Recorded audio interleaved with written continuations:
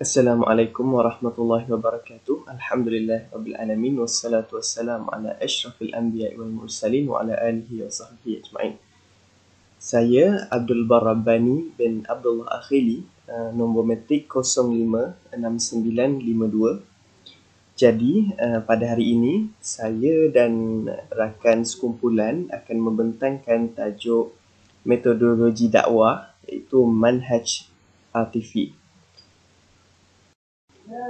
Tajuk kita pada hari ini iaitu Manhaj Al-Atifi dalam buku rujukan kitab Madkhal ila Ilmi Dakwah adalah pada halaman 204 sehingga halaman 207. Jadi saya dan rakan sekumpulan dalam pembentangan ini akan menyentuh tentang 5 perkara, iaitu takrif, iaitu pengertian Manhaj Al-Atifi ini, dan kami juga akan menyentuh tentang abrazu asalibihi, iaitu uslub-uslub utama ataupun uslub-uslub yang terzahir daripada manhaj al-atifi ini, dan kami juga akan menyentuh tentang mawatin isti'malatihi, iaitu tempat ataupun situasi penggunaan manhaj ini. Dan seterusnya kami akan menyentuh tentang khasaisu manhaj al-atifi, iaitu ciri-ciri ataupun karakteristik manhaj al-atifi ini. Dan bagi slot syakhsiah Islam, iaitu kepribadian tokoh Muslim, kami telah memilih 2 tokoh yang akan rakan saya sampaikan sebentar lagi. Manhaj al-Atifi yang akan kita pelajari hari ini merupakan salah satu daripada 3 manhaj dakwah. Jadi saya akan sebutkan ketiga-tiga manhaj secara ringkas. Iaitu yang pertama adalah sebagaimana dalam bulatan, yang pertama adalah manhaj al-Qisi, iaitu merupakan manhaj dakwah yang berkait rapat dan menumpukan kepada panca indera manusia melalui pengajian dan pengalaman. Yang kedua pula adalah manhaj al-Aqli, iaitu merupakan manhaj yang memfokuskan kepada akal fikiran dan juga intelektual manusia. Dan yang terakhir, manhaj ketiga, iaitu manhaj kita pelajari pada hari ini adalah manhaj al-Atifi, iaitu merupakan manhaj yang memfokuskan kepada hati, emosional dan juga spiritual manusia, dan juga merupakan dakwah nasihat yang menggunakan cara kelembutan. Baiklah, sekarang kita akan melihat kepada takrif manhaj al-Atifi, iaitu pengertian bagi manhaj al-Atifi. Yumkinuna ta'rif manhaj al-Atifi, kita dapat mendefinisikan manhaj al-Atifi ini kepada bita'rifaini, 2 pengertian. Iaitu kita lihat pada pengertian yang pertama, an-nizamud da'wi alladhi yartakizu 'alal qalbi, iaitu suatu peraturan yang berfokuskan kepada hati, wa yuharriku syu'ur wal wijdan, dan merangsang perasaan dan juga rasa kasih sayang. Baiklah, kita lihat pula kepada pengertian yang kedua, majmu'atul asalibi ad-da'awiyati allati tartakizu 'alal qalbi, iaitu kumpulan-kumpulan uslub dakwah yang juga berfokuskan kepada hati, wa tuharriku syu'ur wal wijdan, dan juga sama dengan pengertian yang pertama tadi, majmu'ah asalib dakwah ini juga merangsang perasaan dan juga kasih sayang. Jadi kita dapat lihat pengertian pertama dan pengertian kedua mempunyai kesinambungan. Apa kesinambungan yang saya maksudkan? Okey, kita lihat kepada nota di bawah. Iaitu an-nizamud da'awi la yuzhiru illa bimajmu'ati asalibihi. Bermaksud, peraturan-peraturan dakwah ini tidak akan terzahir ataupun tidak akan terlaksana illa bimajmu'ati asalibihi, kecuali dengan uslub-uslubnya. Kenapa? Kerana uslubnya itu allati tu'iddu kaifiyati li tatbiqihi. Kerana uslub-uslubnya tadi itu yang akan menyediakan cara-cara untuk menjalankan dakwah. Jadi kita dapat lihat kesinambungan di antara nizam dan juga majmu'ah asalib dakwah. Okey, bagi uslubnya, kita akan mendengar apa yang akan disampaikan oleh rakan sekumpulan saya yang seterusnya. Assalamualaikum warahmatullahi wabarakatuh. Nama saya Muhammad Razami Wirasmi. Nama metodik 056436. InsyaAllah saya akan meneruskan perbincangan ini. Abrozu al-salibihi, yang bermaksud metod yang paling menonjol. Yang pertama adalah usulub al-mau'izatul hasanah, bermaksud metod al-mau'izatul hasanah. Yang kedua adalah izhar ar-ra'fatu wa rahmah bil mad'uwiyyin, yang mana bermaksud menunjukkan kelembutan hati dan kasih sayang kepada rakan-rakan dakwah. Yang ketiga adalah qada'ul hajat wa taqdimul musa'adah wa ta'minul khidmah, yang bermaksud mengabulkan hajat, menawarkan bantuan dan memberi jaminan pelayanan. Perkara yang pertama adalah uslub al-mau'izatul hasanah wa ishkalahu kathiratul minha, yang mana bermaksud metod mau'izatul hasanah yang mana boleh dikategorikan ke dalam beberapa bentuk. Yang pertama adalah al-khitabah, iaitu khutbah ataupun ceramah. Yang kedua adalah at-tadhkir bi ni'matillah ala ibadahu al-mustawjibatul syukrah, iaitu mengingatkan tentang nikmat-nikmat yang Allah berikan kepada hambanya yang wajib untuk disyukuri. Yang ketiga adalah madahul ada'i lil mad'u aw dhimmah wa dhalika bidhikru khasa'isah wa mazayah aw bidhikri ma'aibah wa akhta'iha. Yang ketiga adalah pendakwah memuji ataupun menegur rakan-rakan dakwah dengan cara menyebut keistimewaan dan kelebihan mereka ataupun dengan menyebutkan kekurangan dan kesalahan. Yang kelima adalah al-wa'du bin nasra wa tamkin, iaitu menjanjikan kemenangan dan juga kesejahteraan. Yang keenam adalah khas al-qasas al-atafiyah al-mu'tharat, iaitu menceritakan kisah-kisah sentimental yang berkesan. Yang ketujuh ialah wa ma ila dhalika min asalibu tadkhil fi bab al-mau'izatul hasanah, dan pelbagai metod lagi yang lain termasuk dalam al-mau'izatul hasanah. Metod yang kedua adalah izhar ar-ra'fatu wa rahmah bil mad'uwiyyin, iaitu dengan menunjukkan kelembutan hati dan kasih sayang kepada rakan-rakan dakwah. Mithlu al-mudati bil kalimah ya abati wa ya bunayya wa ya qaum wa qawlu ad-da'i lil mad'u inni uhibbuka wa akhsha 'alaika wa ma ila dhalika bimasyarakat wa jadaniyati fil mawquf atau bimusa'adah syakhsiyah fi azimah wa hakadha. Metod berdakwah ini adalah dengan menggunakan kalimat-kalimat yang baik dan berpengaruh, seperti memanggil rakan-rakan dakwah kita dengan panggilan yang baik seperti anak-anakku, bapa-bapa ataupun yang lain-lain, ataupun dengan pendakwah berkata sesungguhnya aku menyayangi kalian kepada rakan dakwah dan lain sebagainya, ataupun dengan memberikan layanan yang memuaskan untuk membantu ataupun meringankan kesusahan seseorang itu. Yang terakhir adalah qada'ul hajat wa taqdimul musa'adati wa ta'minul khadamat, yang bermaksud mengabulkan hajat, menawarkan bantuan dan memberi jaminan pelayanan. Wa yatanaw hadzal uslub bi tanaw wa hajat matlubah wal musa'adati muqaddimah madiyat kanat aw ma'nawiyah qalilah kanat aw kathirah, iaitu metod ini bervariasi sesuai dengan hajat yang diminta ataupun bantuan yang diberikan atau ditawarkan, baik secara material ataupun moral, sedikit ataupun banyak. Sekian daripada saya. Bismillahirrahmanirrahim. Ismi Muhammad Sulaiman bin Siddiq, nombor metrik 056491.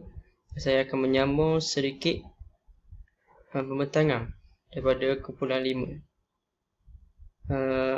Al-mawatinu isti'malahu, yakni golongan manakah yang sesuai untuk kita gunakan kaedah ini. mawatinu isti'malahu yasta'milu al-minhaj al-'atifi fi halati ma'dudati wa mawatinu mutanawi'atu yahsinu bid-da'iyah an yata'arifu 'alayha yatamakkina min istikdami al-minhaj al-munasibu fi mawatini al-manasib wa la'alla min hazi mawatin wal halatu yakni pendekatan dengan emosi ni, yakni dengan beri kata-kata semangat ni banyak digunakan dalam pelbagai hal-hal. Tak kira mana, tak kira tempat dan tak kira bagaimanapun keadaan yang kita nak dakwah tu. Sebagai seorang pendakwah ni, guna kaedah ni, kita juga akan dapat banyak kebaikannya. Contohnya, kita akan dapat mengenali dengan lebih dekat lah orang yang kita nak dakwah ni. Kaedah ni juga dapat kenal dengan lebih dalam tentang seorang yang kita nak dakwah tu. Jadi kita bolehlah guna dengan slow talk lah, mana kata slow talk, lepas tu bagi kata-kata semangat. Antaranya golongan yang pertama ialah halatu dakwah al-jahil. Lianna al-jahilu bihajah ila ar-rafqu wal ihtimam bihi wa ta'limuhu ma yufidu an tariqu yatagyibihi bil ilmi wa wa'adahu bil khairi al-kabir min waraihi. Maknanya hal pertama ni, ketika kita seorang pendakwah ni nak mendekati orang-orang yang jahil. Orang-orang yang jahil ni dia perlukan, sangat-sangat memerlukan belas kasihan dan perhatian daripada para pendakwah. Yakni kita lah. Para da'i ni hendaklah mengajarnya perkara-perkara yang bermanfaat kepada dirinya dengan menggunakan kaedah-kaedah yang menarik. Seperti bagi semangat gini. Selain itu, untuk mengajak dia kepada buat baik ni, kita khabar dia tentang ganjaran pahala yang besar bila dia buat kebaikan ni. Semua tu Allah telah janjikan dalam Al-Quran. Yang kedua, halah ad-da'wah min jahli hali wa la yu'rafu mustawi imanahu quwata aw dhifan fi amali ad-da'iyah ala kashfi halihi bi istisarati awatifihi wa kawaminu nafsihi. Yahdadu ad-da'i hajatuhu wa yukhtaru al-uslubi alladhi yunasibuhu. Maknanya ketika nak dakwah ni, hal yang kedua ni, kita nak dakwah orang yang kita tak tahu keadaannya. Kita tak tahu gana keadaannya. Sama ada kepercayaan dia ni tentang kebaikan kuat ataupun lemah. Kita tak boleh nak terus menyuruh dia ni buat kebaikan semua. Kita kena cakap dengan lemah lembut. Para pendakwah ni hendaklah pandai memilih kaedah yang sesuai untuk berhadapan dengan golongan-golongan sedemikian. Tak bolehlah nak guna kekerasan. Kena lemah lembut sama. Yang seterusnya, contoh yang ketiga, fi dakwah ashabi al-qulub ad-dha'ifah kan nisa' al-itfalu wal yatama wal masakin wal musibin wal marda ma ila zalik. Hal yang ketiga ni, ketika kita nak dakwah orang-orang yang lemah hati dia, seperti wanita, anak-anak kecil dan anak yatim, di mana mereka ni tak ada orang nak bimbing dia ke arah kebaikan. Dia tak ada tempat bergantung. Kalau dia buat salah pun, tak ada orang nak tegur dia. Jadi tugas kita lah sebagai pendakwah untuk membimbing dia orang ni kepada jalan yang benar. Hal yang keempat, fi dakwah abai lil abna'i wa dakwah al abna'i lil abai wa dakwah aqarib wal arham wal asdiqa fihim. Hal yang keempat ni bagaimana nak dakwah kepada anaknya dan anaknya kepada ayahnya dan dakwah kepada rakan-rakan karib. Kita tak bolehlah guna perkataan yang kasar. Kalau tidak sampai bila dia nak buat kebaikan tu. Jadi kena guna lemah lembut. Kalau tak berjaya kita ajak dia dakwah, cuba lagi. Kena cuba banyak kali. Yang kelima, fi mawatin ad-di'fu ad-da'wah wa syiddatu ala mad'uyina yuhrika ad-da'iyah masyairu al-ma'adinu yastamilu qulubuhum li da'watihi yastajibu lahu aw yakhabu min syaddatihim wa badsyatihim. Golongan yang kelima ni kita kena guna kaedah ni, guna kaedah memberi semangat ni kepada kalangan kita kau. Kalangan pendakwa macam kita ni. Kita ajak, kita bagi semangat sama dia biar jadi yakin untuk bertemu dengan orang. Dia tak biasa lagi nak jumpa orang. Jadi kita bagi kata-kata semangat biar jadi yakin. Biar dia berjaya menggerakkan orang lain untuk buat kebaikan. Yang mana daripada golongan-golongan yang tak kenal ke, yang jahil ke, biar kita berjaya sama-sama mendakwah ke arah kebaikan. Sekian daripada saya. Wallahu a'lam. Bismillahirrahmanirrahim. Alhamdulillah. Ismi Ahmad Haris bin Beli. Sifun khamsah arba'ah sifun isnani wa arba'ah. InsyaAllah الآن نواصل دراستنا للموضوع من الخصائص المنهج العاطفي. أولا لطف الأسلوبه واختبار العبارة مؤثرة. الثاني سرعة تأثير المدعوين به واستجابتهم لمن يحسن استخدامه.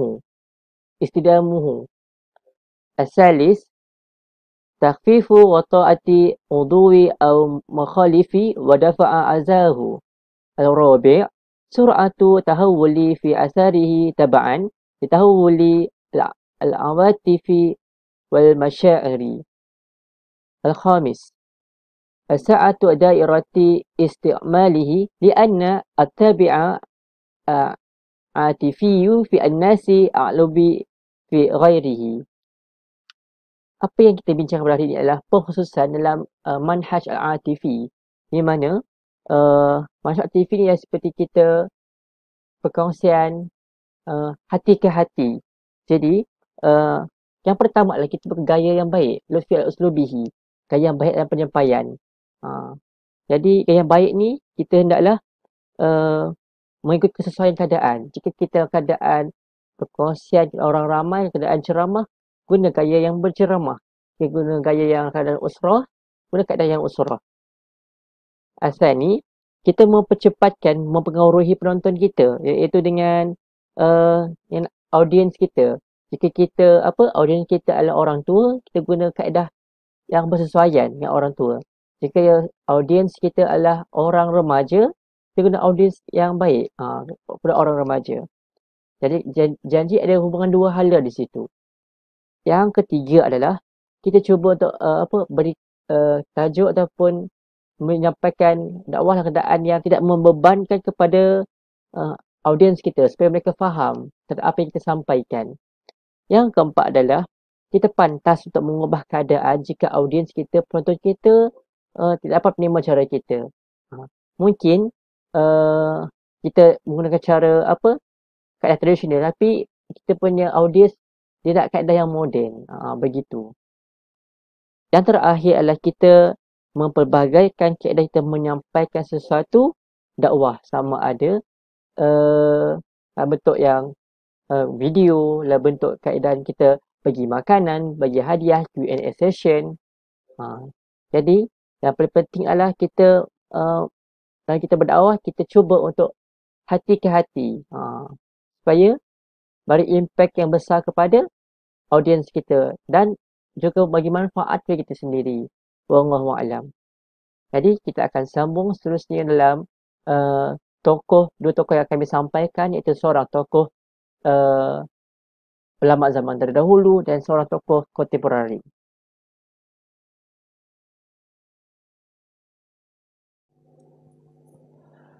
Bismillahirrahmanirrahim. Assalamualaikum warahmatullahi wabarakatuh.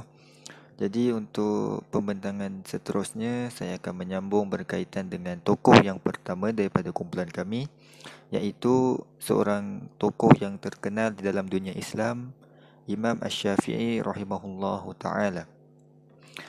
Jadi biografi beliau ataupun biodata beliau, nama sebenar beliau ialah Muhammad bin Idris bin Al-Abbas bin Osman bin Syafi'i bin Al-Saib. Gelaran beliau ialah Imam Asy-Syafi'i. Dilahirkan pada 150 Hijrah bersamaan dengan 757 Masihi. Dilahirkan di Al-Ghazar, daerah Eskalan di Palestin. Beliau berketurunan Arab Quraisy dan juga ahli bait Rasulullah SAW. Ibu bapanya berasal daripada Mekah dan nasab ibunya bersambung dengan Sayyidina Ali ibn Abi Talib radhiyallahu anhu, dan beliau telah wafat pada 204 Hijrah bersamaan dengan 820 Masihi di Mesir. Seterusnya kita sambung dalam pendidikan Imam Asy-Syafi'i. Jadi Imam Asy-Syafi'i ini telah mempelajari Al-Quran sejak umur 5 tahun dengan Imam Ismail Constantine dan menghafaznya pada usia 9 tahun. Beliau juga telah menghafal kitab Al-Muwatta', yakni kitab hadis Al-Muwatta' karangan Imam Malik ketika berusia 10 tahun, yang mana ketika ini Imam Syafi'i ini belum lagi berguru dengan Imam Malik. Beliau menghabiskan usia remaja dengan menghadiri kelas pengajian agama di Masjidil Haram ketika berusia 15 tahun. Imam Syafi'i ini diiktiraf untuk mengajar ilmu hadis ketika ketiadaan gurunya iaitu Imam Muslim. Beliau juga telah menjawat jawatan mufti di Mekah, dan juga atas kelebihan yang Allah berikan padanya 15 tahun tu, Imam Syafi'i ini dah diizinkan untuk memberi fatwa kepada masyarakat. Dan setelah umur beliau berganjak ke 20 tahun, beliau telah merantau ke Madinatul Munawwarah untuk berguru dengan Imam Malik. Kemudian beliau telah pergi ke Iraq dan kemudian pergi ke Parsi sebelum kembali semula ke Madinah. Untuk slide seterusnya, iaitu sifat peribadi Imam Asy-Syafi'i. Sifat peribadi ini kita boleh katakan sebagai salah satu dakwah yang disampaikan oleh Imam Syafi'i. Kerana dakwah itu bukan sahaja kita sampaikan secara terus kepada orang. Ada juga orang yang kita boleh berdakwah dengan sifat peribadi kita. Yang pertama, Imam Syafi'i ini seorang yang tekun, rajin dan mencintai ilmu. Apa yang boleh dimaksudkan dengan tekun, rajin dan mencintai ilmu ini? Imam Syafi'i ini beliau berasal daripada keluarga yang miskin. Jadi kadang-kala beliau tidak mampu untuk membeli kitab-kitab. Jadi sebabkan beliau ni betul-betul nakkan ilmu itu dan atas kelebihan yang Allah bagi pada dia, Imam Syafi'i ini dia hafaz kitab tu. Kiranya dia tak beli, dia baca, dia hafaz. Kiranya jimat sikit lah kat situ. Lepas tu Imam Syafi'i juga dia kutip batu-batu pelepah tamar untuk jadikan tempat catatan nota. Dan kemudian yang seterusnya, sangat memuliakan guru. Jadi Imam Syafi'i ini seperti kita tahu, beliau berguru dengan Imam Malik rahimahullah, yang mana Imam Syafi'i ini digelar sebagai tongkat Malik kerana ketika Imam Malik dalam keadaan uzur, Imam Malik selalu berpegang kepada Imam Syafi'i untuk berjalan. Dan poin yang ketiga, Imam Syafi'i ini seorang yang tegas dalam pendiriannya. Ini dapat dibuktikan ketika mana Imam Syafi'i ini menolak jawatan kadi semasa pemerintahan Khalifah Harun al-Rashid kerana tidak menjalankan pemerintahan berlandaskan Islam. Jadi yang seterusnya, poin yang keempat, beliau juga seorang yang tawaduk dan juga bersederhana dalam kehidupan. Yang mana kita tahu biasa orang-orang alim ini mereka tidak terlalu memandang kepada materialistik. Dan seterusnya, yang poin yang terakhir, Imam Syafi'i ini bukan sahaja hebat di dalam ilmunya, tapi beliau juga hebat di dalam sukan, yang mana beliau ini seorang ahli memanah dan juga seorang penunggang kuda yang hebat.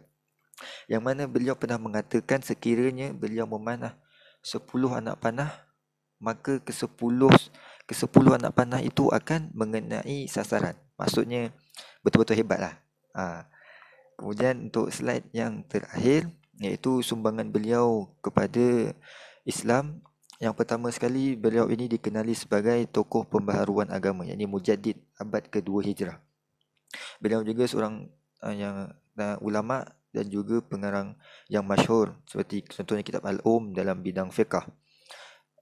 Dan beliau juga ialah pengasas mazhab Syafi'i seperti mana yang kita tahu. Dan juga beliau digelar sebagai bapa usul fiqh kerana beliau merupakan orang pertama yang menulis kitab dalam bidang usul fiqh berjudul Ar-Risalah. Dan yang terakhir, beliau juga mengasaskan kaedah tertentu dalam pengisbatan hukum, yang mana beliau cuba untuk kiranya tidak terlalu dalam pengisbatan hukum ni tidak terlalu fokus menggunakan akal. Beliau telah menyusun kaedah-kaedah yang tertentu. Jadi itu saja daripada saya. Sekian, wallahu a'lam. Saya serahkan kepada pembentang yang seterusnya. Bismillahirrahmanirrahim. Nama Ahmad Mirza bin Abdul Rahman. Seterusnya saya akan meneruskan pembentangan mengenai tokoh yang kedua, iaitu seorang tokoh politik dalam dunia Islam yang bernama Recep Tayyip Erdogan. Baiklah, seterusnya kita akan membincangkan mengenai latar belakang Erdogan. Nama sebenar beliau adalah Recep Tayyip Erdogan. Dilahirkan pada 26 Februari 1954 sehingga sekarang umur beliau adalah 67 tahun. Beliau dilahirkan di Kasimpasa, Istanbul, Turki, dan keturunan merupakan seorang keturunan pendatang Georgia yang menetap di Batum, Tabriz. Ayah beliau adalah seorang pelaut yang bertugas sebagai penjaga pantai di Angkatan Laut. Secara pendidikan beliau pernah bersekolah di sekolah Imam Khatib yang pernah menjadi pemain bola sepak profesional pada umur 16 tahun. Seterusnya beliau juga telah melanjutkan pelajaran beliau di Universiti Marmara dalam jurusan Ekonomi dan Sains Pentadbiran. Secara pemerintahan, beliau pernah menjadi Datuk Bandar Istanbul pada tahun 2004, Ketua Parti Keadilan dan Pembangunan, iaitu dalam bahasa Turki Adalet ve Kalkınma Partisi atau dapat diringkaskan iaitu AKP, dan diangkat menjadi Presiden Turki pada 28 Ogos 2014 sehingga sekarang. Seterusnya adalah ciri-ciri dakwah yang terdapat pada Erdogan. Pertama sekali, gerakan dakwah beliau adalah berbalutkan politik. Beliau suka untuk membantu kaum mustadafin, iaitu fakir miskin, tentang hal ehwal ekonomi mereka. Sehingga kan kaum ini telah menjadi pendukung utama parti politiknya. Dari sini kita boleh lihat ianya menyerupai strategi dakwah Rasulullah SAW semasa awal penyebaran Islam. Yang kedua, beliau seorang yang taat beragama dan menjalankan solat tepat pada waktunya, iaitu selalu menyertakan dalil dari Al-Quran dan hadis dalam setiap pidato dan sambutan-sambutannya. Seterusnya yang kedua adalah gerakan Islamisme Erdogan.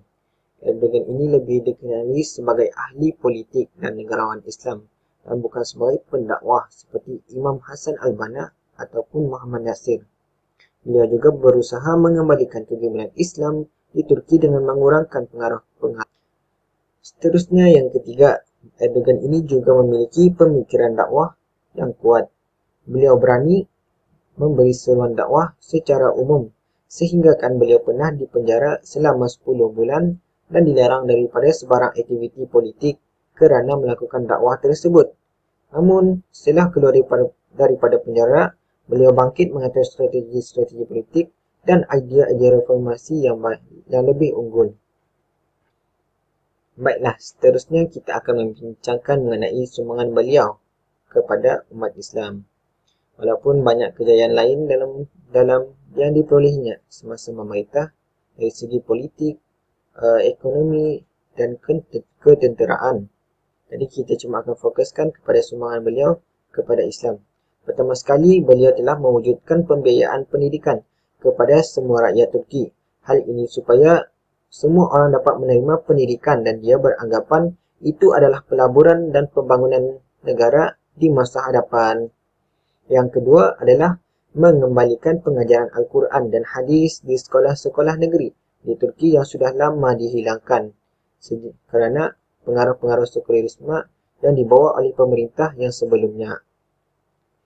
Yang ketiga adalah memberi kebebasan berhijab di semua tempat, terutama di kampus-kampus Turki. Hal ini berlaku apabila selepas kejayaan beliau dalam menguasai pemerintahan Turki, beliau telah mengajukan proposal rang undang-undang untuk membolehkan jilbab dibenarkan di sekolah, di kampus dan di pejabat pemerintahan. Hal ini kerana beliau mempersoalkan kenapa negara Turki ini mempunyai pengaruh sekulerisme yang kuat dan tidak membenarkan jilbab dibenarkan di negara ini. Sedangkan di negara-negara lain seperti Amerika dan negara Eropah lain yang mempunyai sekulerisme tetap memberi kebebasan untuk rakyatnya berjilbab. Seterusnya yang keempat adalah beliau telah membawa perubahan dengan mewajibkan pendidikan agama Islam dari tingkat sekolah dasar dan menengah yang dahulunya hanya ada di sekolah agama sahaja dan kini lebih banyak di sekolah lain. Yang kelima, menjadikan pengajaran bahasa Arab sebagai bahasa kedua kerana beliau inginkan. Baiklah, seterusnya adalah sumbangan Erdogan di luar negeri kepada umat Islam. Pertama sekali, beliau berusaha mengurangkan pengaruh sekulerisme di Turki yang telah dibawa oleh Mustafa Kemal Atatürk. Hal ini kerana pengaruh sekulerisme ini banyak bertentangan dengan ajaran agama Islam dan ianya membawa banyak pengaruh budaya-budaya barat dalam masyarakat di Turki. Seterusnya, beliau turut berusaha mengembalikan zaman emas Islam, iaitu zaman kegemilangan Islam, iaitu Khalifah Utsmaniyah di Turki. Yang kedua, beliau mengutuk keras kekejaman Israel terhadap Jalur Gaza serta berbagai kebiadaban lainnya selama beberapa tahun terakhir di Palestin. Yang ketiga adalah menolak mengirimkan pasukan tambahan oleh Amerika Syarikat ke Afghanistan, juga menentang penggunaan pasukan militer atau embargo terhadap Iran atau program nuklear Iran. Seterusnya yang terakhir adalah beliau menolak tidak bertolak ansur dengan isu karikatur Nabi Muhammad SAW, di mana isu ini berlaku dalam sebuah akhbar harian di Perancis. Beliau mendesak barang Perancis diboikot dan mempersoalkan kewarasan Presiden Perancis iaitu Emmanuel Macron kerana sering mengenakan tindakan bagi memerangi orang Islam di negaranya yang sering dianggapnya sebagai pengganas. Allahu Akbar.